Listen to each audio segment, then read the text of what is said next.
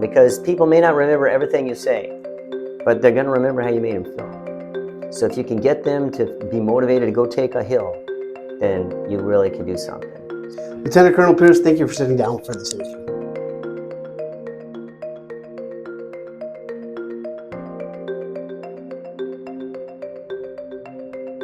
What motivated you to run for Congress? Well, that's a really good question.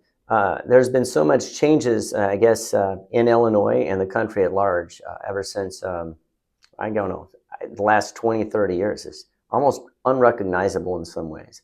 And kind of the changes that I see going on seem, I don't know, I feel like we've lost our focus as a country and as a state.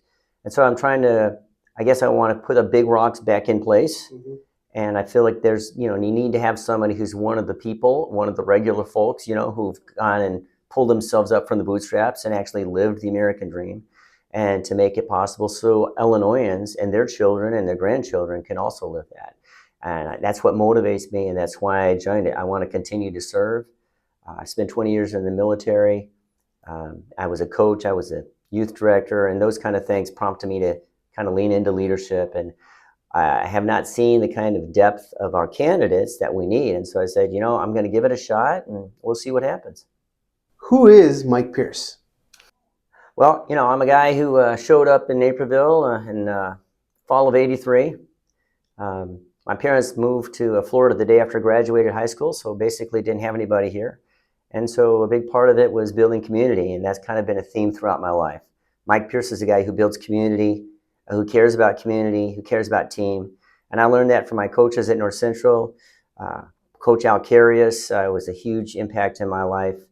And then later on, I joined the military and I applied those principles about team and, together everyone accomplishes more. It's kind of trite, but that's really my mantra.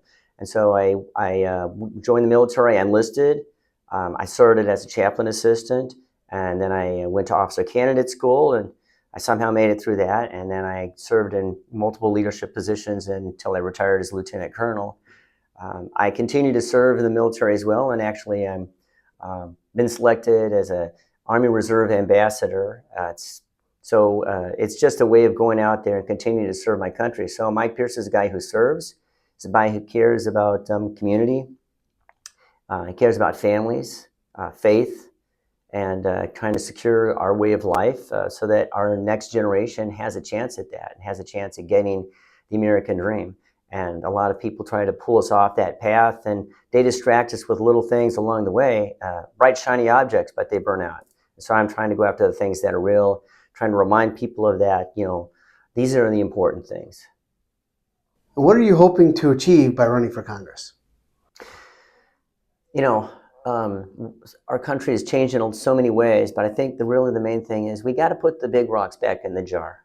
There's the guy who has the jar, and he goes and explains to people that if you don't get the big rocks in first, and you put all the other little things in first, you'll never get them in. And that's where we are right now. They've taken everything out of the jar, and they put all the little tiny pebbles, all the baby stones, and the big rocks, like our disability for people who are handicapped, or our Social Security system for our seniors, or our veterans who are in need, or a real priority of the education to make sure that our kids are fully literate and able to get out there, and to bring jobs back. Those are the big jar things, okay? And we've gotten distracted by focusing on these things that are not going to get us as a country, for all Americans, to move us forward. So what I'm trying to do is get people to be aware of that, and to be the person who's saying, hey, we are from Illinois, one of the greatest states in the union. We've got millions of people. We've got millions of consumers here. We want you to bring your jobs back in manufacturing here to Illinois, because we're spending millions and billions of dollars on your products. So I'm trying to bring that back, to get that focus from the people who are retailers, the people who are manufacturers, and understand that we have Illinois consumers, and that Illinois and the people who live in Illinois count. And I'm trying to get us kind of an awakening, if you will, to, as I say, make Illinois known for excellence. That's kind of my little catchphrase. But it's true. Illinois is a great state, and I'm trying to make that change and bring it to everybody. What are the biggest issues you believe matter to Illinois voters today? This is a no-brainer question, right? We all know this, okay? Taxes are just, they're swatting us every place we go. It doesn't matter if you're paying personal taxes, income taxes, state taxes. They continually tax people, and a lot of it is not being effectively used. The second thing is the cost of living, which is, of course, as a result, because businesses have to raise their prices so people can, and then because the taxes are so high, and so in order for them to make the profit margins they need, they raise the prices.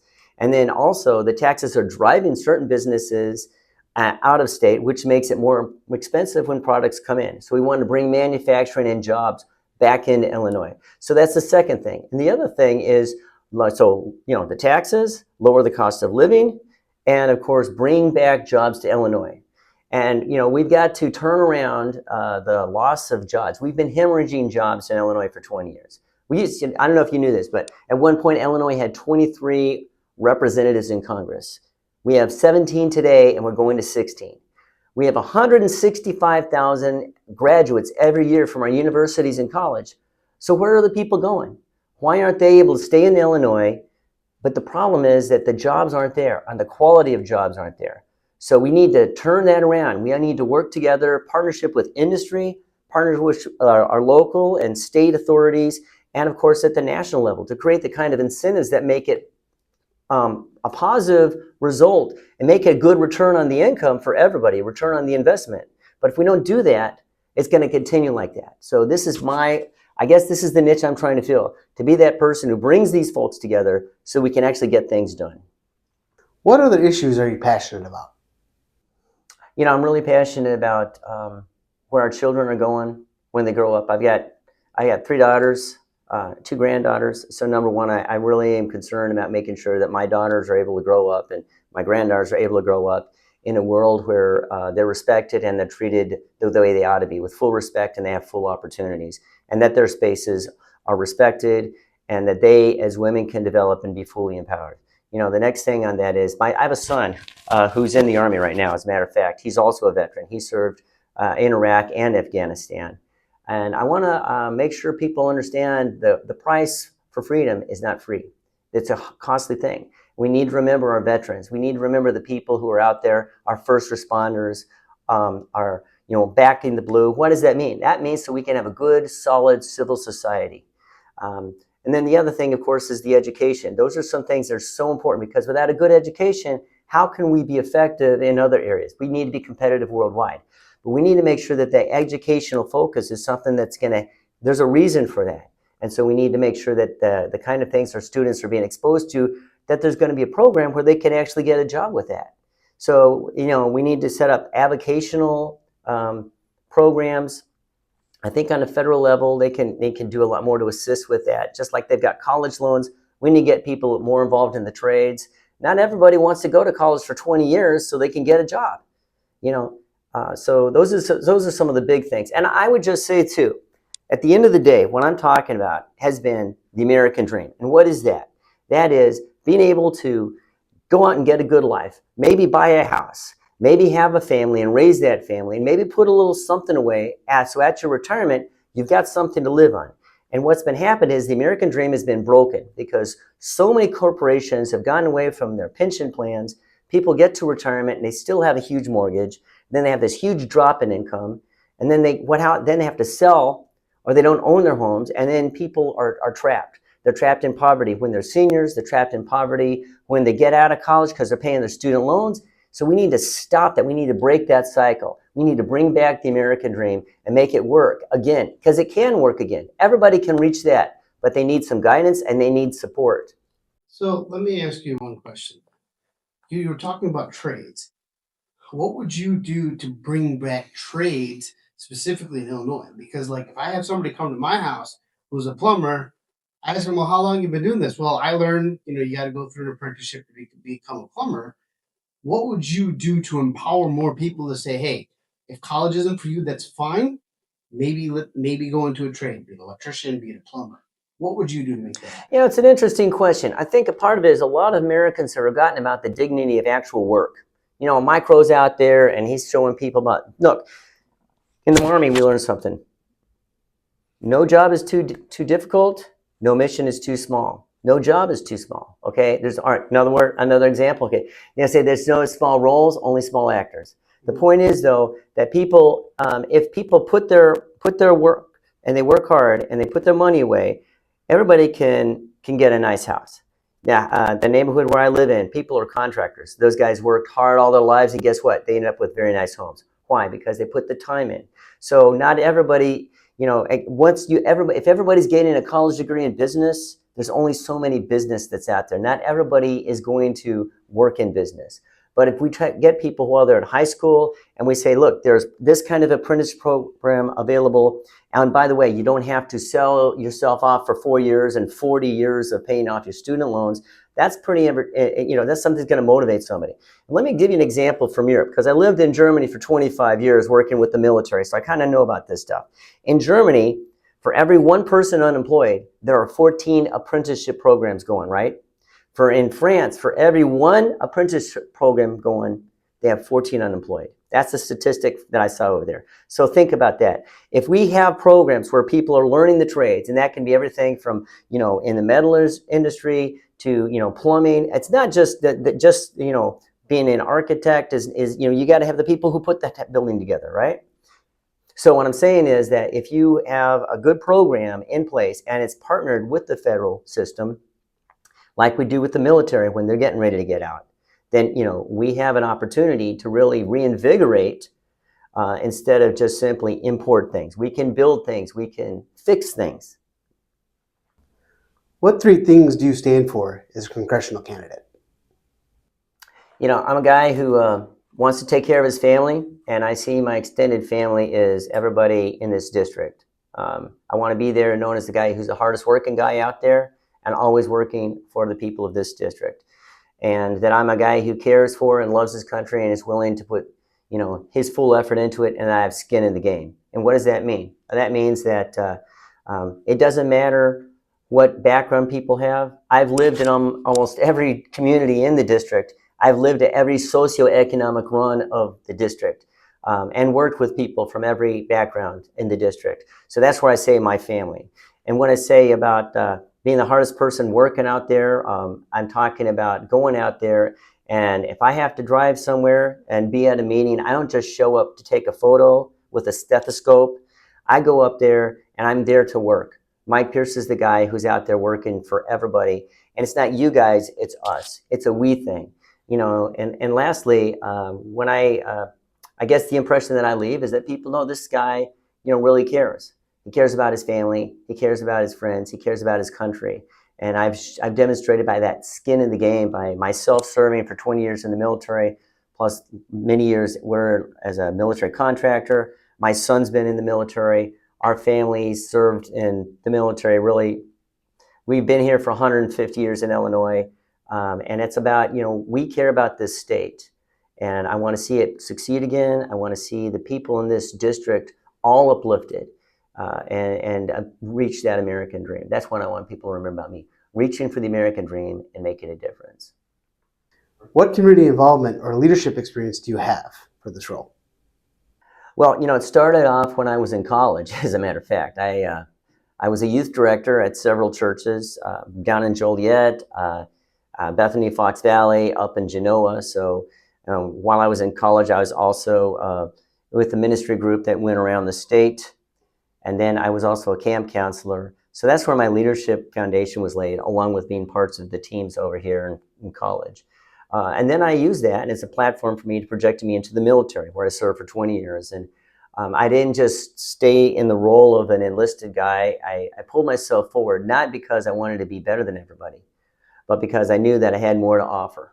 I could serve in a more useful role and continue to serve. I was always the first to volunteer. They always say, when you get in the Army, don't volunteer for nothing. But I didn't listen to that. I always volunteered first. So I eventually went to officer candidate school. I was a company commander a couple of times, and at one point I had a couple hundred people that I was responsible for. And so leadership-wise, it's easy to be in charge when you're the guy in charge, but you have to be able to work with people, both below subordinates, your peers, and seniors. And so as a HHC commander, I had everybody from a colonel on down that I was kind of responsible for, but I had to be careful how I treat them. So leadership experience means learning how to work with people and getting the best out of everybody so we can advance the team. And then later on, I worked as I was continuing in my military career. This was particularly useful when I was deployed to Iraq for 15 months, where I was in charge of the northern third of Iraq. And you know, nothing special about me, but I did have a lot of responsibility, and I had to really keep my people going. And my team that I had there, they all did well. They continued to progress in their while they were down there, and we didn't have any problems with them.